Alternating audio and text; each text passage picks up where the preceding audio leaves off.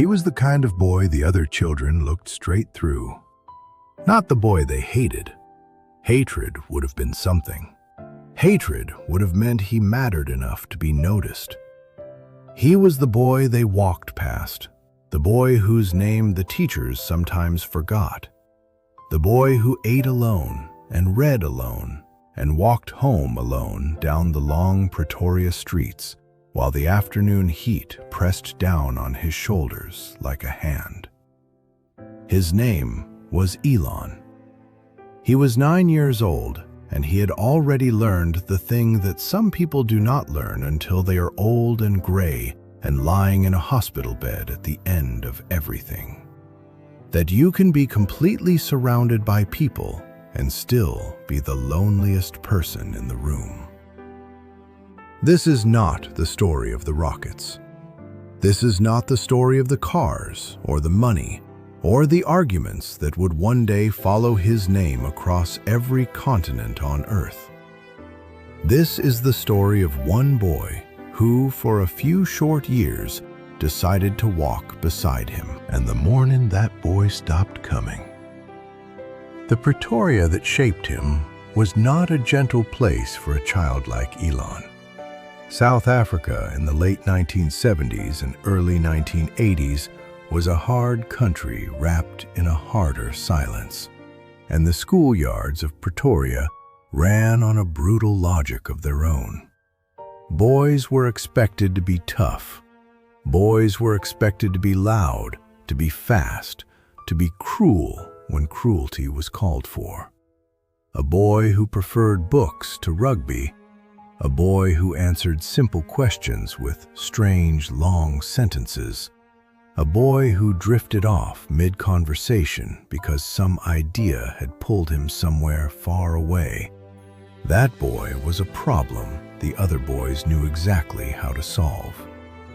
They solved it the way children have always solved it, with their fists and with their words, and with the long, cold spaces they built around him on purpose. He was beaten more than once. There was a time, this part is real, this part appears in every serious account of his life, when a group of boys caught him on a staircase and hurt him so badly that he was taken to a hospital, his face swollen almost beyond recognition, his own father slow to recognize him. The bruises healed. The bruises always healed. It was the other thing that did not heal. The thing that shows up in no medical chart and on no x-ray. The slow, daily erosion of a child who learns morning after morning that the safest version of himself is the invisible one. And then, one ordinary afternoon, something happened that had never happened before. Someone waited for him. Elon had finished the last class of the day. He had gathered his books the way he always gathered them, quickly, quietly, eyes down, already calculating the fastest route to the gate that avoided the corners where the older boys gathered. He had walked out into the white afternoon light, expecting nothing, because nothing was what he had trained himself to expect. And there, by the low wall at the edge of the schoolyard, a boy was standing, waiting, looking right at him. Elon did not recognize the feeling at first because he had so little practice with it. The feeling of being waited for. The boy was not one of the cruel ones. He was not one of the popular ones either.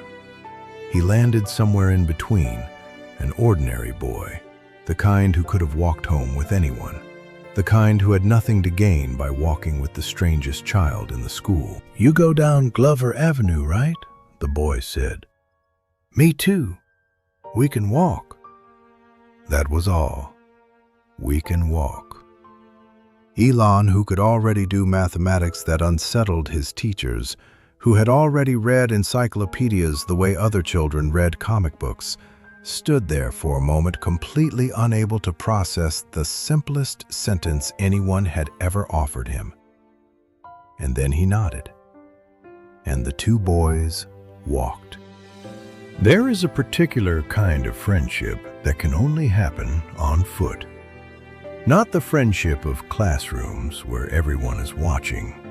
Not the friendship of birthday parties where the rules are set by other people. The friendship of the long walk home. Two boys, side by side, with nowhere to be and no one watching. The road unspooling in front of them, and the whole afternoon theirs to fill. That was the friendship Elon found that year. Every day the boy waited by the low wall. Every day they walked down Glover Avenue together, past the jacaranda trees that dropped their purple flowers across the pavement, past the dogs barking behind the fences, past the houses where ordinary families were beginning their ordinary evenings. And every day, for the length of that walk, Elon Musk was not the strangest boy in the school. He was just a boy, walking home with his friend. He did not have the words then to explain what it gave him. He was 9, and then 10, and then 11. He only knew that there was a part of the day he no longer dreaded. He only knew that somewhere between the school gate and his front door, the loneliness that had wrapped around him like a second skin would loosen just a little, just enough to let him breathe. The boy never knew he was doing anything important. The ones who rescue us rarely do. They think they are only walking home. On those walks, Elon talked. This was the small miracle of it, for a boy who had taught himself to keep his strange, enormous thoughts locked behind his teeth. With everyone else, talking had proven dangerous.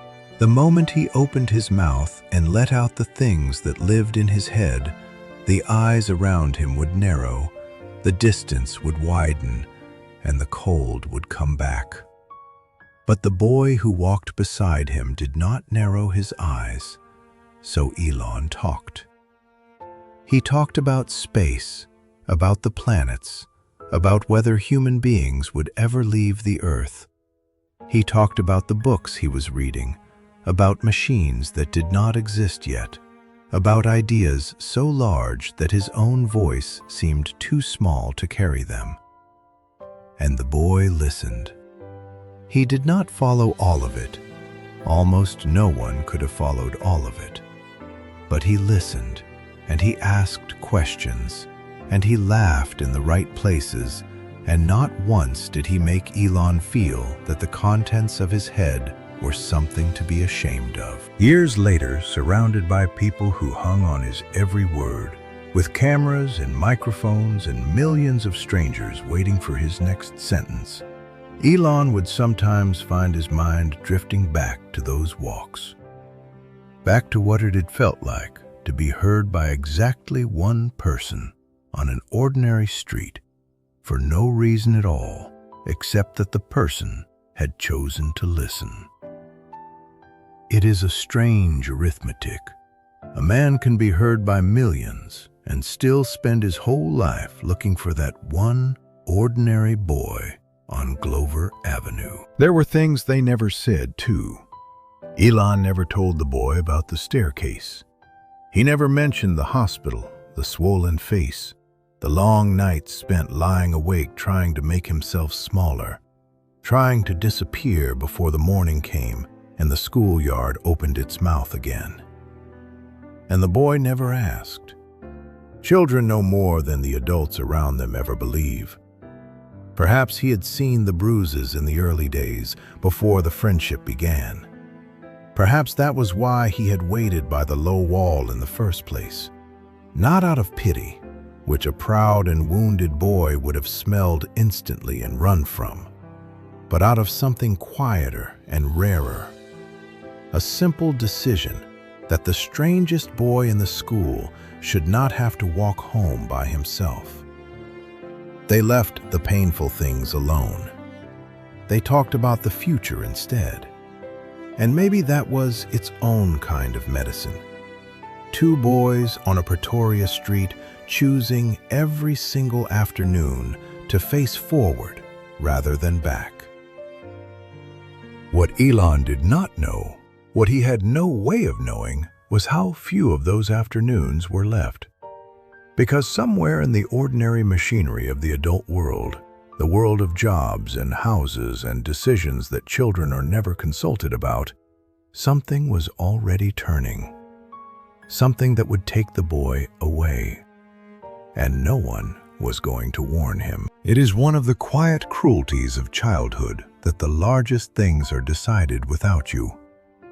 A parent takes a new job. A family decides to move. A lease ends. A house is sold. A father is transferred to another city or another country. And a child is simply told one evening over dinner that everything is about to change. There is no vote. There is no appeal. The walls of the only world a child has ever known are pulled down by hands the child never sees. The boy who walked beside Elon did not choose to leave. Almost no child ever does. But the signs were there in the last weeks, if Elon had known how to read them. The boy grew quieter on the walks. There were sentences he started and let trail off. There was an afternoon when he stopped at the corner of Glover Avenue and looked back at the school for a long moment, as if pressing it into his memory, before he turned and walked on. Elon, who could read the equations of the universe, could not read the small human signs that the one good thing in his childhood was about to end. And why would he have looked for them?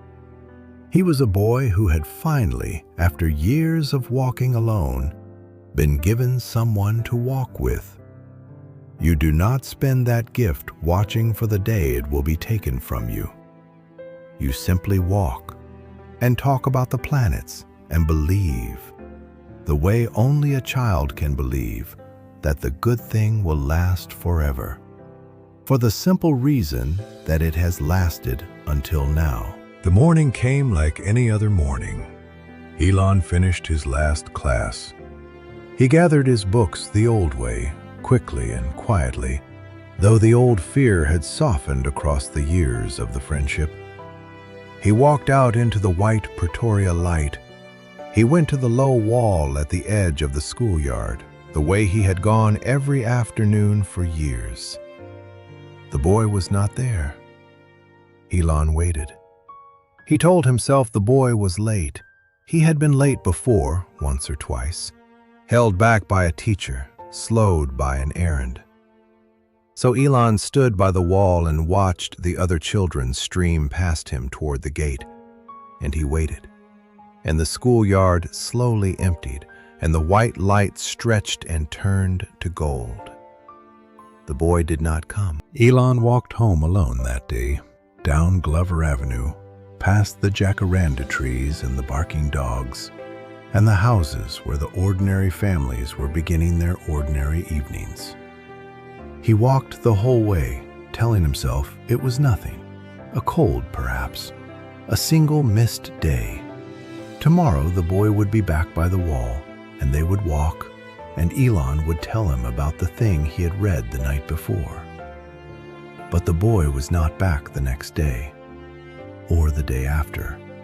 And when Elon finally learned the truth, that the family had moved, that it had happened fast, that the boy was simply gone to another city, to another life, with no goodbye and no forwarding address, and no way for two 11-year-old boys to ever find each other again, he did the thing he had taught himself to do with every wound of his childhood.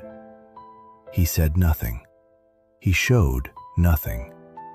He simply began, once again, to walk home alone. No one ever knew what it cost him. That is what happens to a boy who has trained himself to be invisible.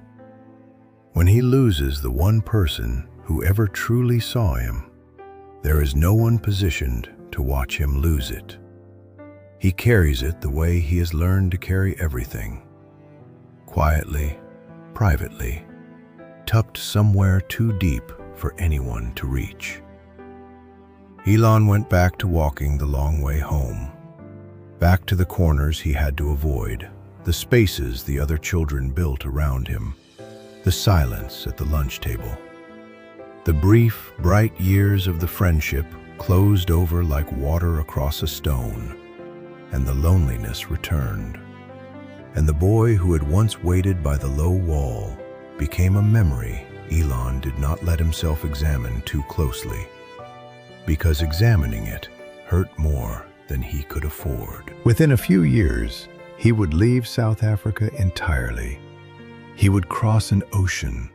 He would build companies and lose a child, and marry and divorce and marry again, and stand in front of the entire world to be cheered and condemned in the very same breath. He would become one of the most famous human beings alive. And through all of it, in the deepest and most guarded part of him, there would remain a small boy standing by a low wall in Pretoria, waiting for someone who was not going to come. People would spend decades trying to explain Elon Musk. They would write about his ambition, his restlessness, the relentless engine that drove him to build and never stop. Almost none of them would think to ask the simplest question: what does a man spend his whole life trying to build after he learns, at 11 years old, how quickly the good things can be taken away? He never found the boy again. In all the years since, with the resources to locate almost anyone or anything on Earth, Elon Musk, by every account, never tracked down the one boy who walked him home from school in Pretoria. Perhaps the name was lost to time. Perhaps the memory was simply too tender to chase. Or perhaps some part of him understood that you cannot return to Glover Avenue, that the boy who waited by the wall lives now only in the amber of a childhood that is gone. But here is what I have come to believe after sitting with this story for a long while. I believe that every rocket he has ever launched is, in some quiet way, an attempt to reach something that left too soon.